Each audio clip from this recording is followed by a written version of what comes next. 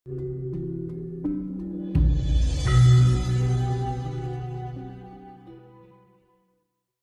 bisa. Bisa saja, tapi akan membawa suatu pertanda yang tidak enak, membawa suatu yang tidak enak. Apa itu? Akan terjadi peralihan dan pergolaan. Maka ya tetap orang Jawa. Dan mengapa kok selalu Jawa? Ya Jawa itu adiluhung.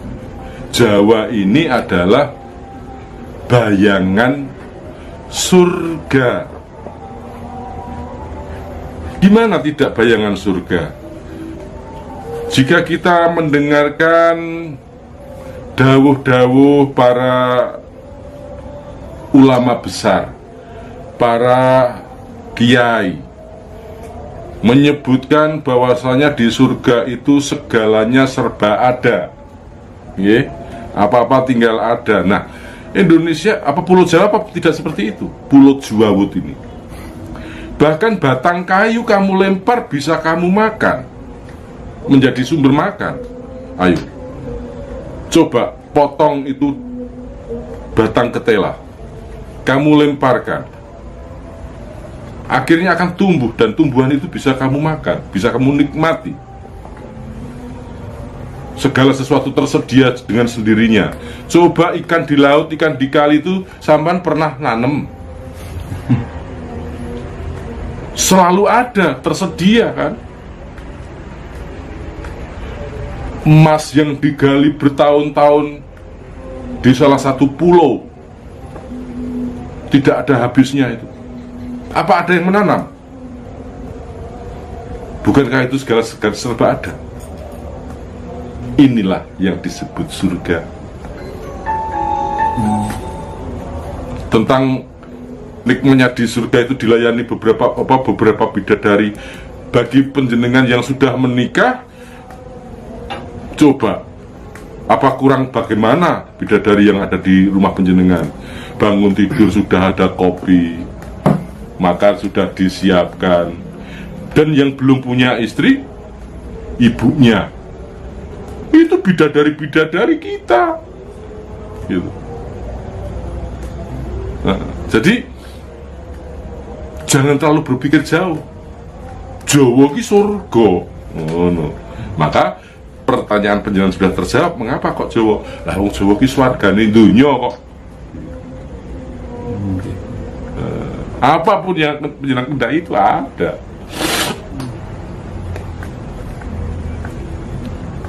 Di dalam itu Romo, di ramalan Joyoboyo itu kan salah satunya ada kata-kata kali ilang kedune, pasar ilang kumandange.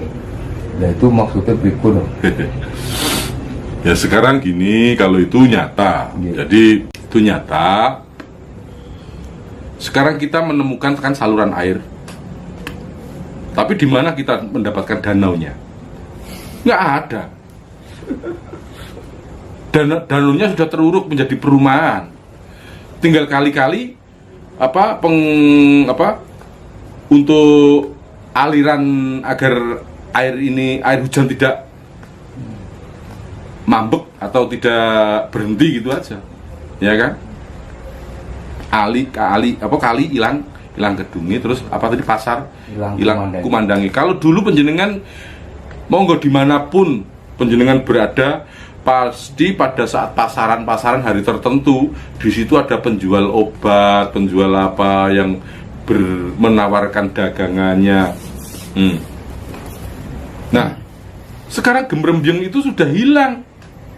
Karena apa? Segala sesuatu dikemas di toko-toko masing-masing. Itu. Bahkan pasar rakyat sudah tergantikan dengan swalayan, supermarket, dan pasar-pasar yang lainnya. Pasar tradisi sepi, tidak berkumandang seperti dulu. Wah, rame dulu. Kalau mungkin hanya sekarang itu masih ada kalau penjenengan jalan-jalan di Solo ya, di Solo atau tepatnya di Pasar Klewer, itu ada masih di speaker itu disuarakan itu. Monggo bat kadas, bat kurap dan lain sebagainya itu ada, tapi itu kaset itu. Iya, itu ada. Jadi dulu setiap pasar pasti ada penjual yang menawarkan dagangannya seperti. Sekarang tidak. Bahkan semakin lama semakin penawaran itu sudah tidak bersuara. Karena apa? Cukup lewat HP. Mencari apa saja ada. Gitu kan, pedagang-pedagang onlinean itu tinggal tekan mau apa, COD apa. Ya. Terus ini Romo, masih terkait ramalan Joyoboyo Romo. Seperti di Sidoarjo kan terjadi lumpur lapindo sampai sekarang kan nggak bisa ditanggulangi. Ya. Saya pernah baca di itu ramalan Joyoboyo bahwa Surabaya akan tenggelam, akan tenggelam. Apakah termasuk lumpur ini termasuk salah satu bukti Romo untuk ramalan Joyoboyo? Ya, kalau itu sudah nyata kan. Jadi gini ya,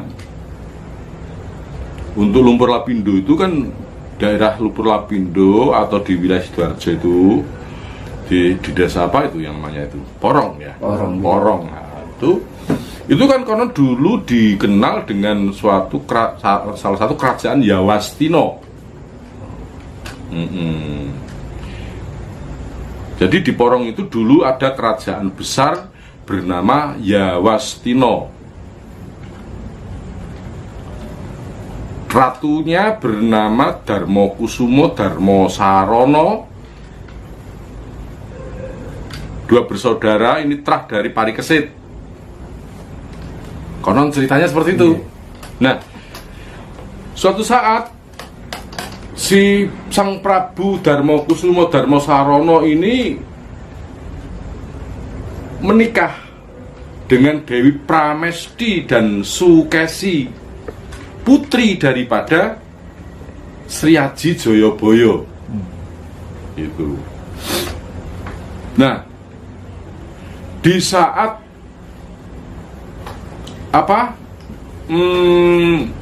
sedang menikmati bulan madu, ternyata Yawastino itu diserang musuh, sehingga Sang Prabu Darmokusumo Darmosarono dan Joyokusumo ini melawan para pemberontak itu hingga akhirnya memenangkan peperangan. Setelah memenangkan peperangan, istrinya diboyong pulang. Sesampai di rumah, menyampaikan kabar gembira bahwa Sang Pramesti dan Sukesi ini hamil. Lah, Darmokusumo Darmosarono ini tidak terima. Lah, wong saya perang kok istri saya hamil, siapa yang menghamili? Lah, wong tadinya kan sudah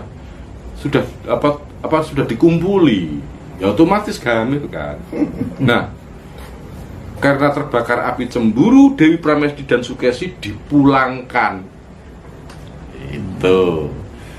Sesampai dipulangkan, Sri Aji Joyoboyo marah, tidak terima. Darmokusumo Darmosarono, kamu sudah menyalahi kuasamu. Kamu menganggap paling kuasa, kamu menganggap paling digdaya. Maka pada detik ini saya mintakan kepada Sang Pencipta, Sungsang Bawono Balik Yawastino. Pada ucapan itu tiba-tiba petir menyambar dan tenggelamlah Yawastino, amblas atau tenggelam ke dasar bumi menjadi lumpur. Nah, di tahun itu daerah situ menjadi rawa-rawa lumpur, pancen kono kuwi segara ndut. Nah, karena menjadi lautan itu tadi, Sang Prabu merasa berdosa menancapkan mustikaning bumi. Mustikaning bumi kuwi aja sampai geser, aja sampai ngalih. Yen to ngalih ning kene besok bakal kelep. Karena saya ditangisi anak dan keponakan saya Pramesti dan Sukesi, maka saya harus menanam mustika bumi ini. Wahai anak cucuku, mohon mustika bumi ini jangan sampai bergeser dari tempatnya. Jika ini sampai bergeser, maka akan tenggelam. Nah, setelah ditanami mustika bumi ini, tempat itu menjadi padat kembali, menjadi rata kembali. Tapi wasiat tadi, mustika bumi jangan sampai bergeser. Nah, karena ulah keserakahan manusia yang ingin menguasai isi bumi tanpa dicari di mana harusnya menancapkan bur.